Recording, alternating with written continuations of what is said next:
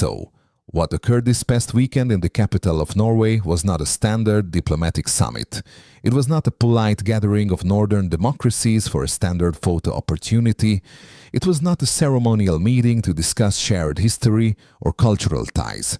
It was a hostile geographic restructuring. The American media establishment completely ignored it. They saw 6 nations sitting at a table. They saw standard protocol. They saw a routine administrative exercise for secondary powers. They were entirely wrong. That room in Oslo was the exact location where the physical foundation of Washington's Arctic power was quietly, methodically, and permanently locked from the outside.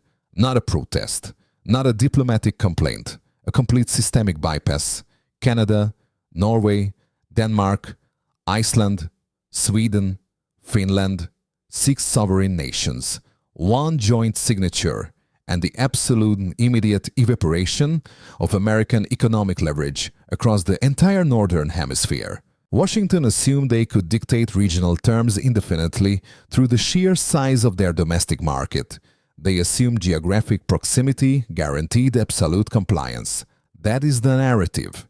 Here is the math.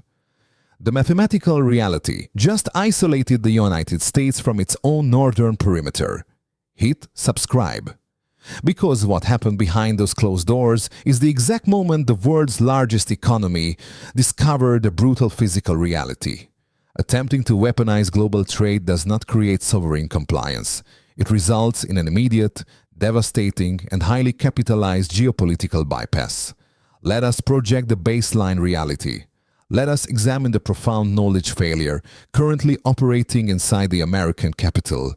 Historically, Washington viewed the relationship with Canada and the Nordic countries as a given, a permanent asset, an unshakable foundation. They believed that because they possessed the world's largest domestic market, they could treat sovereign allies like subordinate properties. They assumed that the geographic proximity of Canada guaranteed absolute and unconditional compliance. This was the first failure, the failure of assumption. Then came the era of transactional leverage. The administration in Washington began utilizing tariffs and export controls as blunt instruments of negotiation. They looked at Greenland. They looked at the massive, unexploited critical mineral deposits beneath the ice. They looked at the strategic positioning of the island in a melting Arctic, and they treated the sovereign territory of a NATO ally like a piece of distressed commercial real estate. They openly discussed acquiring the territory as if it were a hotel in a declining neighborhood. They believed they could negotiate national sovereignty through television interviews and social media posts. They believed they could secure the high north through sheer vocal volume and aggressive posturing. This was the second failure, the failure of perception. Washington fundamentally misunderstood the mechanics of sovereign infrastructure. You cannot manage a complex global supply chain through sheer intimidation. You cannot command millions of square miles of a frozen ocean by imposing arbitrary border tariffs on the people who live there. When you threaten the territorial integrity of the very nations that physically control your access to the Arctic, you do not project strength. You project deep operational instability. You prove to the international markets that you are no longer a reliable anchor for the global order. You prove that your administration is a massive, unpredictable systemic risk. Washington demanded submission, Washington expected hesitation, Washington received a coordinated, fully capitalized, and highly integrated defensive pack. They forgot the absolute baseline rule of sovereign operational resilience. You only control what you can physically access, and right now Washington is finding itself on the outside looking in. They thought they were the only ones who could play the game of leverage. They forgot that leverage requires a monopoly on alternatives, and Canada just built an alternative that does not route through Washington. Mark Carney did not respond to the threat of a trade war with a press release. He did not engage in a public argument with the White House. He did not appeal to the shared history of the 20th century.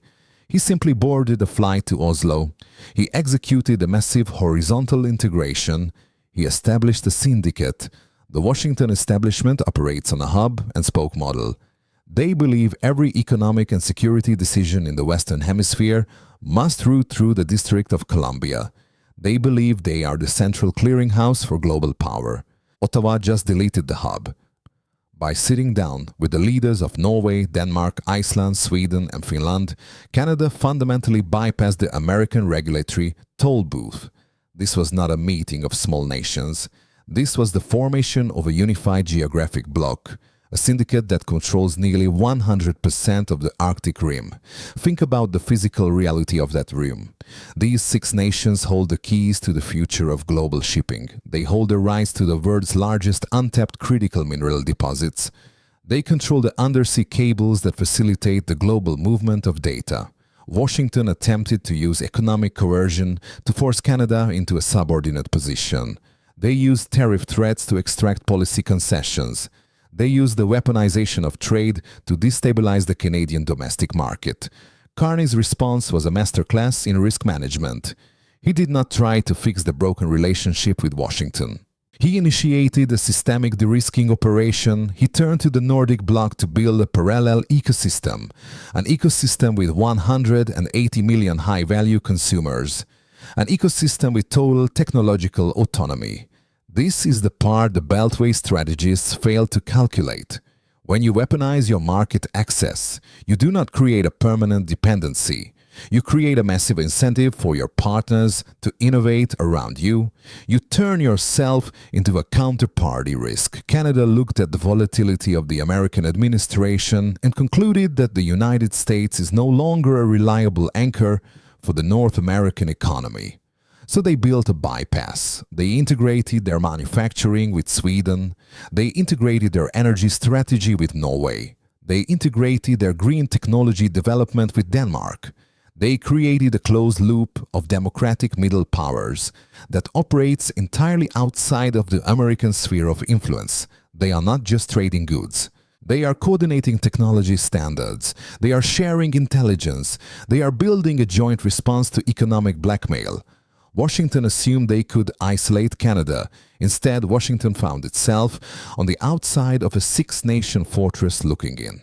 Now, consider the second chapter of this operational failure, the Greenland lock. For months, Washington floated the idea of the territorial acquisition. They discussed the purchase of Greenland as if it were a distressed piece of commercial real estate. They treated the sovereign territory of a NATO ally like an item on a menu. They assumed the sheer scale of American power made the conversation legitimate. In Oslo, Mark Carney ended that conversation permanently. He did not just offer diplomatic support to Denmark. He committed Canada to the defense of Greenlandic sovereignty with measures as necessary. Read that again. Measures as necessary. That is not the language of a trade partner. That is the language of a security guarantor. This is the moment the geopolitical architecture of North America fundamentally shifted. We are now in a reality where the Prime Minister of Canada has publicly pledged to defend the European territory against potential aggression from the United States. Washington's rhetoric about Greenland was intended to project ambition. It was intended to signal a new era of American expansionism. Instead, it triggered a defensive consolidation. It forced Canada to recognize that its northern border is no longer a shared space with a friendly neighbor. It is a front line against an unpredictable actor. Carney highlighted the 3,000-kilometer border Canada shares with the European Union through Greenland. He did not mention the border with the United States. He focused on the physical boundary with Europe. He highlighted the geographic reality that Canada is a transatlantic power, not just a North American subordinate. By pledging to defend Greenland, Canada has effectively placed a physical chokehold on American Arctic ambitions. If Washington wants to access the minerals of the North, if Washington wants to utilize the new shipping lanes opening in the melting ice, they no longer deal with a fractured group of small European states. They deal with a unified bloc backed by the full infrastructural weight of Canada. Washington tried to use the threat of territorial acquisition to gain leverage over Denmark. They achieved the exact opposite. They forced Denmark into the arms of a Canadian-led security pact. They turned a symbolic alliance into a concrete military and economic commitment. They took a region that was historically under American influence and handed the keys to a newly formed Nordic Canadian syndicate. This is the ultimate irony of the current American foreign policy doctrine. The administration in Washington believes in the power of maximum pressure. They believe that by threatening tariffs and tearing up agreements, they can force the world to accept American terms. They believe that putting America first means making everyone else second. The actual result is a spectacular operational failure. By using trade as a weapon, Washington has systematically destroyed the trust that underpinned the post-war order. They have told their closest allies that relying on American partnership is a terminal risk. They have demonstrated that American protection is not a guarantee, it is a subscription service that can be cancelled at any time by a single social media post. What did Canada do? They didn't beg for the subscription to be renewed, they built their own network. Every tariff threat from Washington has been a direct investment in the Oslo Syndicate. Every insult directed at Ottawa has accelerated the diversification of the Canadian economy. Every time Washington uses economic coercion, they are effectively funding their own competitors. Canada and the Nordic bloc are now building technology platforms that do not use American components. They are establishing trade routes that do not enter American ports. They are creating financial mechanisms that do not rely on American clearinghouses. Washington thought they were being tough. They thought they were being the ultimate dealers. In reality, they were just demonstrating their own unreliability. They were proving to the world that they are no longer the essential partner. They are the volatile variable. When you treat your friends like enemies, you do not make them submissive. You make them autonomous. You force them to build the exact infrastructure required to ignore you. You turn a cooperative neighborhood into a series of fortified sovereign blocks. The Oslo summit was the formal inauguration of this new reality. It was the moment the world's democratic middle powers realized that they no longer need a superpower to lead them. They only need each other. They realized that together they control the most valuable geographic real estate on the planet. Washington spent years trying to maximize its leverage through strategic confrontation. The result? The United States is now functionally isolated from the Arctic Rim. The northern shipping routes are being managed by a coalition that explicitly excludes American leadership. The critical minerals required for the next century of technology are being locked up by a Canadian-led syndicate. Washington tried to win a trade war. They ended up losing a continent. They attempted to weaponize the past. Canada and the Nordic bloc just captured the future. Geography did not change, but the ownership of the infrastructure did. The United States is currently a passenger on a northern ship where someone else is holding the map and someone else is steering the wheel. Let us bring in the final auditor. Let us examine the internal ledger of the Oslo summit through the cold and unyielding lens of capital allocation. If Warren Buffett analyzed this geopolitical transaction, he would immediately identify the core knowledge failure at the heart of the American strategy. Washington fundamentally and fatally confused efficiency with resilience. For decades, the United States optimized for efficiency. They enjoyed the free geopolitical cash flow of a secure northern border without paying the maintenance costs. They outsourced their northern security to a Canadian subsidiary and assumed the contract was permanent. They assumed the relationship was a fixed asset with zero depreciation. But the Arctic is not a software company. The Arctic is an inelastic input. You cannot code your way around a glacier.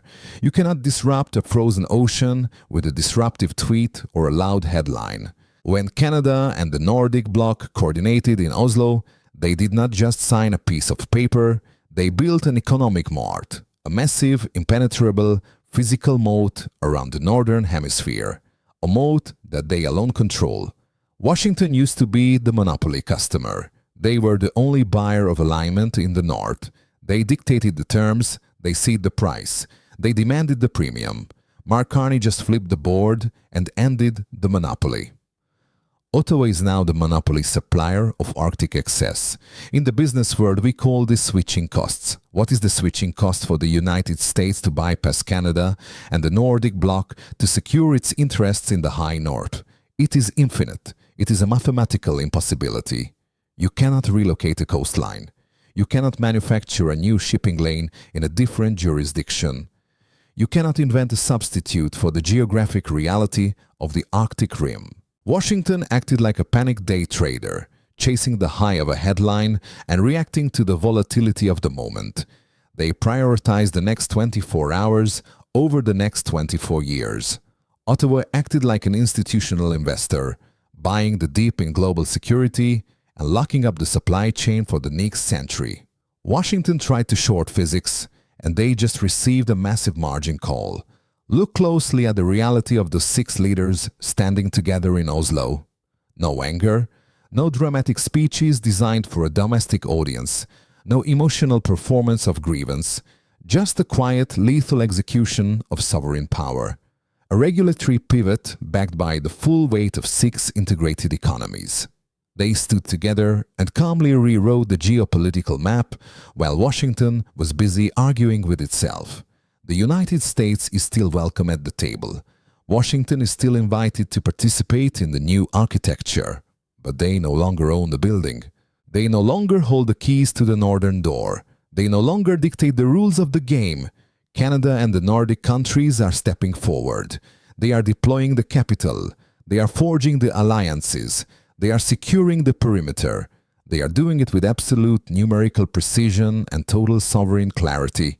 They are doing it because they have learned that in a world of volatility, the only thing that matters is the ground beneath your feet. The era of American dominance in the North has encountered the wall of physical reality. No buffer, no backup, no plan B. The ice is melting. The routes are opening, and the gatekeepers are no longer taking orders from Washington. The Syndicate is operational, the bypass is complete, the leverage is gone because ultimately you cannot tariff geography. Physics does not ask for Washington's permission. It never has. It never will. The audit is complete. The ledger is balanced and the power has moved north. This commentary is an independent infrastructural and economic projection based on publicly available strategic data. It does not constitute political endorsement or operational military analysis.